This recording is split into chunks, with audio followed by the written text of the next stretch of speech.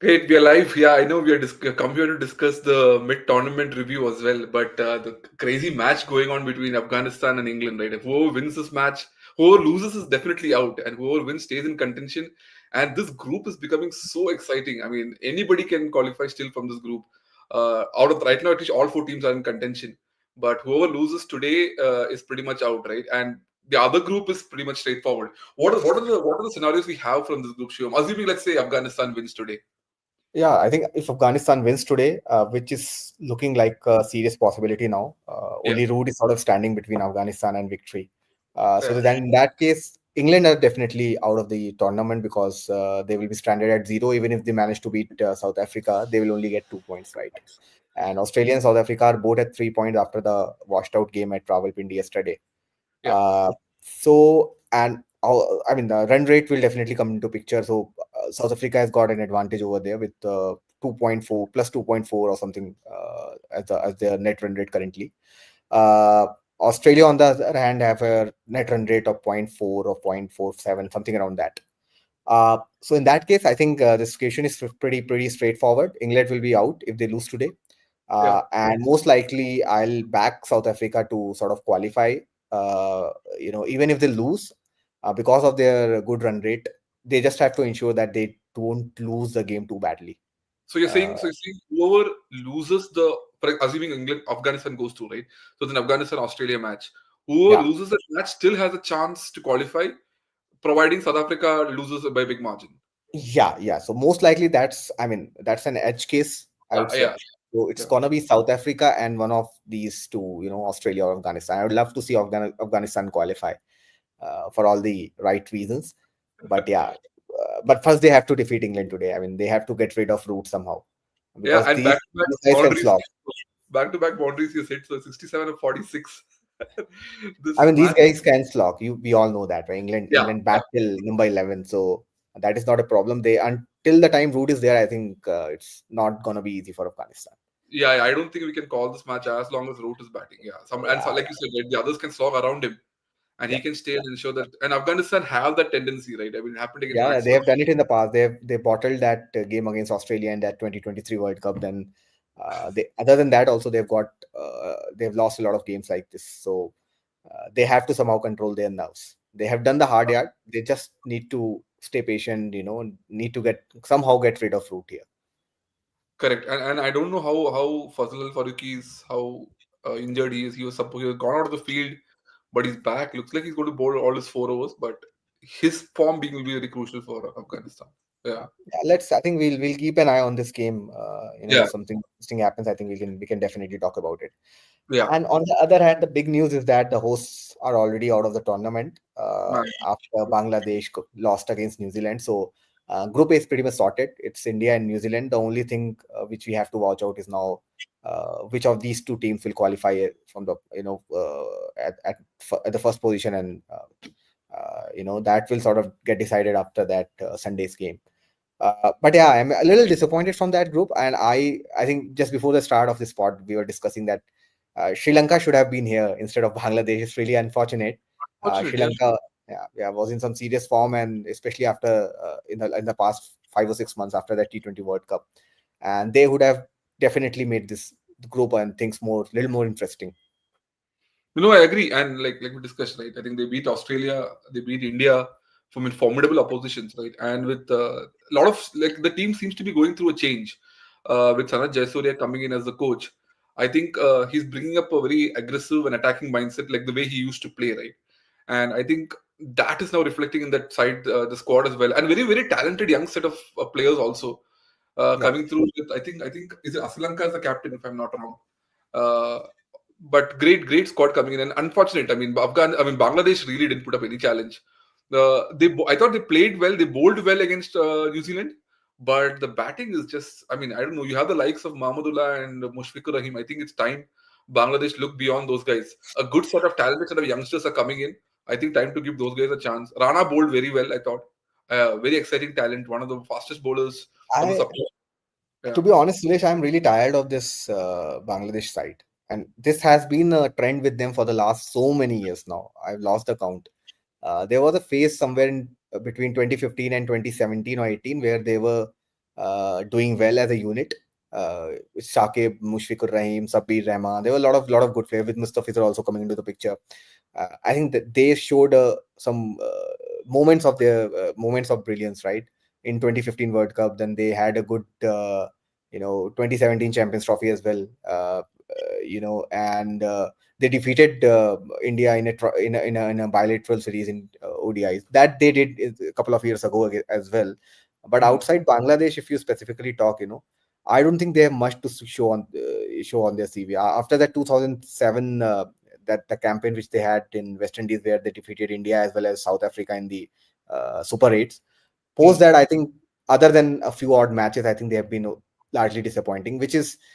And if you compare that with say with a team like Afghanistan, who have climbed up the ranks in the last few years, they defeated Australia. They almost defeated Australia in 2023 World Cup. They qualified for the semis in 2024 T20 World Cup. They defeated Australia over there, and also in this tournament, I know they lost against South Africa badly, but today again they are, I think, giving it all, fighting really hard against England. So I think you can clearly see the difference in the temperament, the difference in the way in the hunger is there, and I think the, the game of cricket mean a lot to them. Unlike Yeah. Bangladesh, well, there's been a lot of controversies, with Shakib, with all the senior players, a lot of politics. So overall, it has been really disappointing for Bangladesh. And as a cricket fan, it's like irritating to see a team like Bangladesh who got their test stature like 25 years ago and is still pretty much stagnated at the same spot. No, I mean, I agree to all the points you're making. All I'm trying to say is that I'm hopeful. What I'm saying, right? Like, because how Sri Lanka also went through a transition with the departure of Jayawardene, Sangakkara, and those sort of players. I think Bangladesh also going through a transition, and it's high time they move beyond the Mahmudullah and the Mushfiqur Rahim and Shakib. Also, I think he's looking into politics and those sort of things. Also, maybe they're looking beyond Shakib as well. And Tamim is already done and dusted. So that particular generation of players have now moved on, and the new talent that's coming in, I'm positive. Like they won the under 19 World Cup against India a few years back, so a good set of youngsters also coming up. Shariful Islam, the fast bowler, Rana again with good pace, Hridoy as a batsman, Shanto as a captain. They won in Pakistan a Test series, so I'm positive. I don't think I think the coming Bangladesh side will be a lot better than the ones we're seeing currently. But yeah, it's been dismal performances in the tournaments, major tournaments for sure. Yeah. And I think just like any other ICC tournament, New Zealand again are looking really solid, and which is really really interesting, irrespective of the venue, irrespective of the geography where they're playing in. If New Zealand are always the dark horses in any ICC tournament, be it T20 As you competition. described, could you also think about the India New Zealand match? What do you think will happen? What do you think English look for? Yeah. Yeah, I mean, again, I'm not too much bothered about that league game to be honest, because any which way the format is such, you have to play most of the top sides, right? So Hmm. I'm not too fussed if India, play South Africa or Australia or Afghanistan or England, whosoever qualifies. I'm Hmm. not really really fussed. And again, I am someone who strongly believe that if India reaches the final unbeaten, Hmm. there is always that tendency where they tend to sort of give up in the finals. I think we saw that in 2023 World Cup final as well. 2024 is an exception because both the teams were sort of unbeaten, and South Africa also not reached the finals undefeated. Huh. And I observed this. I have been observing this trend since Ganguly's captaincy era. If India sort of used to win all the league matches, then definitely they will bottle up either the semi-final or the final. Uh, So you're okay with them losing the next match even? that is why I'm not too bothered. Again, if India wins that game, I think then we can talk about the momentum and Got the it. confidence. And if India loses one, then maybe we can talk about the trend. So yeah, it really depends on the perspective. And Got it. on a So, serious note, on a serious yeah. note, I think India would definitely should definitely try a couple of backup options as well. For example, they should give a chance to someone like an Arshdeep in that game probably. Yeah. Maybe I'm not still too sure about Varun Chakravarti. I still feel that he will come into the picture in semis or in the big game, maybe in the finals against Australia, South Africa, or even England or even New Zealand. Whosoever reaches there. Yeah. Uh, So still, I'm not sure if he'll be getting a chance in New Zealand in this particular game. But I definitely see him playing a part in the knockout stages. Yeah, I know. I agree. I agree. I think India should definitely try out some changes, right? I mean, Arshdeep for sure. It's always better that players like Arshdeep get that chance early on in the tournament so that they can perform well in the knockout stages under pressure. And Barun, like you said, right, it's probably the mystery angle, right? We don't want him to. They don't want him to expose him so early in the tournament. But I think India will take this match seriously because Yeah, uh, obviously they should. yeah, you want that momentum, right? Like we discussed, right? The momentum is very crucial, and New Zealand are not. I mean, they always punch above their weight in all these ICC tournaments, and I'm Yeah, sure they'll come hard. And I think I'm really seeing a very different New Zealand this time, right? Under Mitchell Santner. I always felt that Santner is a very thinking cricketer, and that is now translating to captaincy as well. yeah, Very shrewd field placement, very great bowling changes as well, and a captain who thrives in these conditions, right? In Dubai, in the subcontinent, great smart spinner as well, and also the fact that guys like your Williamson is now coming in back in form. I think this New Zealand squad has the legs to reach the finals, and beating in them in Dubai will give a lot of confidence to India. But I'm liking this New Zealand squad, is what I feel, especially under Santner's captaincy. I think either way, Sulesh, I think New Zealand will be the only team if they qualify for the final. For example, if they this we have a situation where there's a India New Zealand final, right? Yeah, Then New Zealand probably is the only team who will have some experience of playing in Dubai, right? So yeah, this is a win-win situation for New Zealand, in my opinion. Because India are playing all the games in Dubai only. So and rest other teams, be it South Africa, Australia, England, or anyone else, I think they will be playing their only game in the straight away in the knockout stage against India in Dubai. New Zealand could be the only exception, and that might really make a difference if India is supposed to play New Zealand in the finals. I am really scared about that fact because India versus New Zealand in the ICC tournaments is something which I really hate. You know, yeah, starting from 2000 that 2000 knockout cup final where we lost to New Zealand in the final. Then again in 2021, 2021 again the 22 I think no 21 again the 2019 WTC also. finals. 2019 semi-finals, so it's not a very happy zone for an Indian cricket fan. So I'm a Yeah, little worried about it. I know a lot of people are saying that we don't want to face Australia in the finals. Nobody wants to be very honest. Australia is a different beast in the knockout stages in any ICC tournament. But I'm a little more skeptical about facing New Zealand, to be honest. yeah, I don't agree. I mean, it's a tough place to be in against playing it, and like you said, right, they always punch above their weight, and that's what the scary part is. If you're in discussing a not a happy place to be in, Pakistan is clearly not a happy place to be in. I mean, they have to continue the responsibility as a host, knowing very well that they got knocked out in just 5 days, which is sad for the host team, right? I mean, you spent all that money to rebuild those stadiums. I think what they didn't even play in Lahore, right? They are No, knocked they out didn't. before they play in Lahore. They So want it's they were expected to play. I think one of the semi-finals is supposed to yes, take place in Lahore, if I'm not wrong, right? yes, And yeah, they were expected to sort of play that game in Lahore. But again, correct. unfortunate. But again, I'm not surprised because the way things have been working in the Pakistani cricket setup, especially the selection, the entire politics around who is that where, what is the team combination, and all those things, right? I'm not surprised. And even the experts from Pakistan, they're like, "Okay, we all expected this to happen. Nothing new." That's And this true. has Yeah, been the trend for the last so many years with them. The only exception being that 2021 T20 World Cup, where they sort of surprised India and actually played some good and quality cricket until that Matthew Wade incident. So I think I it's sort of disappointing, but again, not surprising as someone who follows their cricket closely. yeah, yeah. I mean, let's discuss this a bit more. I mean, we have discussed this enough, right? But what's the way forward for Pakistan cricket? See, we don't want a scenario where, like in squash, for example, they were once upon a time Yeah, the greatest players came from Pakistan, right? But now that sport is dead in Pakistan. same Similarly with with hockey. hockey. Yeah, Hockey, yeah, exactly. They hardly compete in the top among the top teams anymore. Are we going to see that situation in cricket as well, which is very unfortunate. I mean, a country that's loved the sport from the bottom of their hearts, who's had a prime minister who's a former cricket player. That's the level of affection they have towards their players, right? We really don't want that situation to come up. I think. changes had to be made. Things like questioning the captaincy. It's been always Rizwan Babar. Between Shaheen came in a bit, but I think Pakistan have to look beyond these players. I mean, probably more, little more youngsters. But again, it is like we discussed last time. Right? Do we have the depth to compete against the big players in the big stage? Maybe not, but from what I'm hearing from the players, ex-players, that there's a lot of talent, but that talent is not able to come through because of the bureaucracy, because of the favoritism that's existing in the system.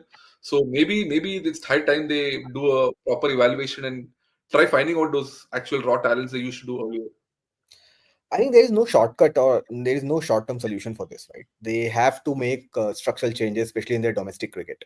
The reason why we don't see too many backups for them is that there have been a lot of T20 competitions in their domestic circuit, which are actively going on. But the focus Yeah, on red ball cricket and the 40 over cricket, or even in the club cricket, they have solely focused on T20 at this point of time for the past 2 or 3 years, I think, and that is never a good sign. You cannot make a proper team, just by purely selecting players who can, smash, and that mm, is why they are struggling big time in Test cricket. Even in the ODI format, they are actually clueless, especially in those middle overs, how to sort of rotate the strike and all. Aga yeah, Salman is one player who has actually performed very good in the domestic circuit, and he's in form, right? And you can he's fine. clearly see the way he batted against India. He did not Even score too many runs, but the moment he came on, there were easy singles on offer, which Rizwan was not able to do, yeah, for the entire duration of that inning. So I think there is no shortcut, and this has been pointed by a lot of ex cricketers, a lot of smart people who are there, like people like Wasim Akram, Wakar Yunis, Mohammad yeah, Hafiz. They all have pointed out the problem which are there in the domestic setup. So until unless the thing with India, I know a lot of people credit IPL for all those talented players like Yashasvi, Abhishek Sharma. But if you look at their journey, they are not IPL product. They have done the hard yards in the domestic, in the yeah. Ranji, in the first class cricket. Playing Vijay Hazare, playing all those tournaments, and that is clearly showing in the way they are performing. At the big stage. Someone like an Abhishek Sharma is absolutely fearless. I mean, he doesn't know what the meaning of word fear is. Someone like a Yashasvi Jaiswal who can look the legend like Mitchell Stark in the eye and have the audacity to say things like, it's coming too slow. Yeah, So it's not yeah. rash, it's not brash, it's because they have done the hard yards in the domestic setup. And this is something, and that is something which is like really, really missing in Pakistan setup. And they have to do those groundwork and make those changes at the grassroots level if they have to make a comeback. Yeah, agree. And a lot of people seem to be coming up with wrong intentions, right? Maybe just for positions and stuff like that. But like for example, even they actually have great ex players who can contribute a lot, right? Like Afghanistan's batting coach is right now Yunus Khan, probably Pakistan's greatest batsman. And Yep. if he can contribute to Afghanistan, and people like Zadran are scoring 177, clearly he's making an impact. And Umar Gul was their bowling coach earlier, and they bowled so well. A lot of fast bowlers are now coming through from Afghanistan. So there are good ex-cricketers who can make impact, who have made impact for other teams. There's no reason why they can't do it for Pakistan as well. So I really hope that the I, team I comes. think Yeah, I think Suresh, the quality of the politics in the cricket is sort of and I don't know how to put it. Uh, the way the overall politics function in Pakistan, it sort of reflects in their cricket as well, right? It is reflecting in their cricket as well. yeah. The other day, I came to know that Pakistan Prime Minister sort of decide who the PCB Chairman. chairman is gonna be, Right. which is really bizarre, right? There are so many big issues, I'm sure, as a country which they have to sort. And why would a prime minister just imagine Narendra Modi deciding who's gonna be the captain of Indian cricket team? It's like really weird, Yeah, and I think that's how they function. It is yeah. funny and weird at the same time. True. Uh, but I think they have to make those structural changes. They have to get the opinion. They have to get in the people who actually matter, who actually want and know how to sort of sort these issues. The legends like Wasim Akram and all, they should be a part of the system. Yeah, And just because of the politics, I don't think I mean it is ruining everything for them. And as a word, as a normal cricket fan also, we have seen the decline of West Indies. ऐसा नहीं है कि ये हो नहीं सकता. It might be possible that in the next, if things continue in the same manner, yeah. in the next 4 5 years, we'll see a sharp decline. In the Pakistan, there will be even more. The situation will get even worse. The sponsors will probably vanish away. The aura which is created around the team and the high voltage matches against India and all, that will fade away because the Well said. gap between, say, India, Australia, and Pakistan is sort of widening. Even the teams like Afghanistan at this point of time are more than capable to beat Pakistan on a regular basis, which is sort of concerning if you are a Pakistan cricket fan. Yeah, no, agree on all points. I mean, very Now, dubious. as we speak, I think Root is out. Overall dismissed, yeah, yeah, Yeah, yeah. yeah, dismissed now. They need, but I think he's done his job. He's scored a few quick runs. So England need another 39 in 25 balls from 25 balls. I think this is the time that it's sort of do or die for Afghanistan now. Who are you giving a chance now to? I would love to see Afghanistan, qualify for the semis. I mean, Yeah, no, I that mean, was my earlier prediction as well. South Africa and Afghanistan. Africa and Afghanistan, correct? Yeah, yeah. Yeah, No, I think Afghanistan still holds the upper hand. Though Overton has been batting very well, 24 or 22 balls. He's been playing well. but again, the wicket of Root might be the difference, right? Yeah, that could be the crucial difference. Yeah, let's see. Let's keep following this match. I mean, I think what 30 odd left, right, to win, Yeah, not to reach 39 from 25 balls. 25 balls. Yeah, it's definitely doable if England can try it. Yeah, I think I'll in the meantime, let's why don't we talk about that the impact which that washed out game will sort of have on the overall dynamics from the other group B. Uh, so Australia and South Africa both are at 3 points currently. South Africa obviously having the advantage of the net run rate. But I think South Africa would be a happier side at this point of time because they know that the even if they lose against say England and Australia manages to defeat Afghanistan, then straight away it will be Australia and South Africa qualifying. If yeah. Afghanistan wins that game, then Afghanistan will qualify, and South Africa still will have a chance to qualify. They just have to ensure that they don't lose against England too badly. Yeah, agree. I mean that I think that South Africa's win over Afghanistan, the big margin really has helped them.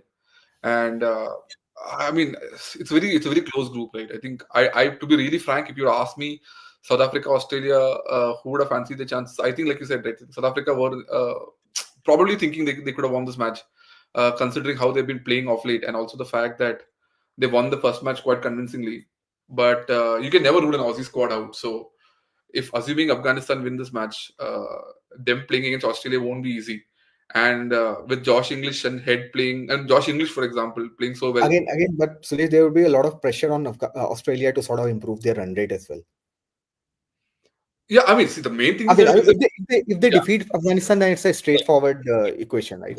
yeah, that's what they have to focus on, right? Yeah, they have to win Yeah, that match. obviously. Yeah. Yeah. So the only thing is, yeah, I mean, I think the form of Josh English and Carey and Smith in the middle order is very encouraging. Carey also, I think, is a very crucial player for them right now. When if Head comes into form, right, then it's one of the most potent batting lineups they have. I So hope it he just doesn't. yeah, no. For an Indian I've fan, that seen enough of Travis Head. Yeah, I don't yeah, want to see any.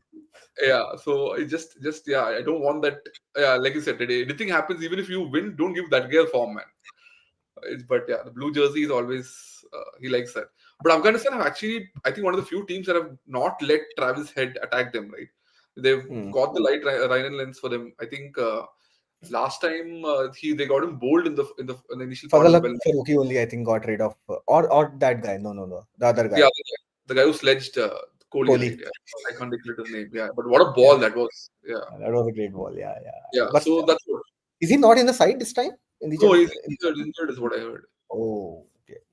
Because Yeah, he's a pretty good bowler. I mean, yeah, the aggression, the line and length, everything's right up there. He can swing the ball both ways. So I correct. think Travis had early in the innings he struggles against the swing bowlers. Who's bowling wicket to wicket, Yeah. especially the left armers. Who If who India has got to play, the World Cup in the T20 finals? Stark, right? sorry, In the T20 finals, IPL. Star got rid of him Okay, yeah, yeah. You need a good in swing both and the play. innings, in the first qualifier as well as in the finals. Correct, correct, correct. Yeah, So you see, that's why if India is supposed to play Australia, I would really back someone like an Arshdeep. I would play correct. him ahead of Harshit Rana, even though Harshit Rana is doing pretty well. Yeah, and what do you think of South Africa as a squad, right? Do you think they have the legs in it to okay, assuming okay, India is there in Dubai, I agree, but as a front line option for winning the tournament, do you think they have the squad for that? I think they have definitely got the squad with no Yeah, questions asked. But again, the temperament and the pressure, the handling that pressure in the crunch situation, I think that is something which they have to manage somehow, which they have not been able to do in the last 27, 28 years. So the last tournament they won was in 1998 Mm. against West Indies in that knockout cup. Yeah, That was the last ICC tour, or the only ICC tournament they have won.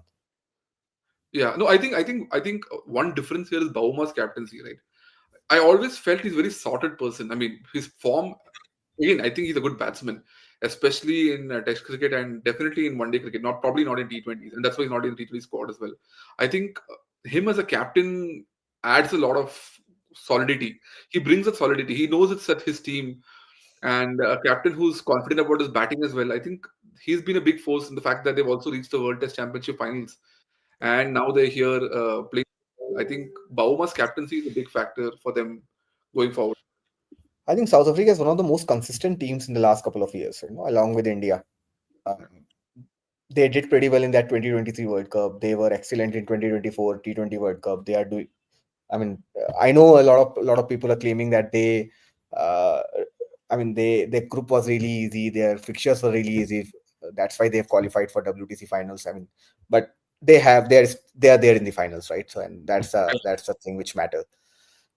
And here also, I think they've got a great start to the tournament, and definitely they are gonna play in the semis. All we have to watch out for is the way if they are able to handle that pressure in the knockout game. That is where the real test lie. If they have to play against India or New Zealand, right, in the semis, and they have to sort of somehow find a way to manage that. Correct. And just wanted to bring up one sort of discussion that's happening. It's slightly controversial. Both Nasser Hussain, Cummins, and all bringing up the fact that India is finding it easy because all their matches are in Dubai in one place, and all the other teams have to adjust to different venues. What's your view on that? I mean, you go first. I'll tell you after that. See, I mean, there are definitely some advantages if you are sort of accustomed to a certain kind of wicket or certain venue. If you are not traveling, that is definitely helpful. But if somebody is claiming that India is doing well because of that, then I think Yeah. that's not a great way to put it. India has been playing some really good cricket, and we all knew that India will not travel to Pakistan. I mean, let's not kid ourselves over there. Correct. That was Correct. always the case. So other teams also had that option. No? Mana kar dete nahi jana hai Pakistan. They would have got their games in Dubai, or probably the entire tournament would have shifted to Dubai, right?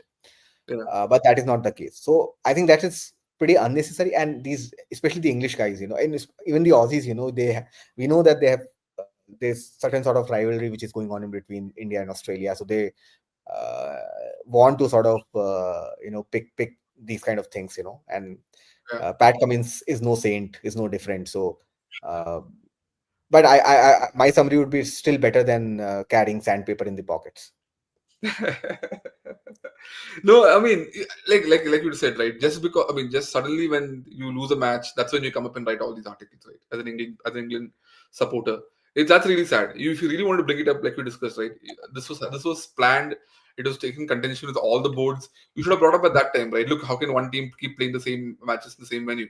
But you never brought it up that time. And now, just because the team lost and you suddenly bring it up, it doesn't look right. I mean, I agree. Like you said, there is an advantage, and that is why India went with four spinners, right? They knew that they're going to play in Dubai. So, but bringing it up now just sound like I mean, they could salvage. have the respective boards could have brought this point in the discussion in the meeting with Yeah. the ICC.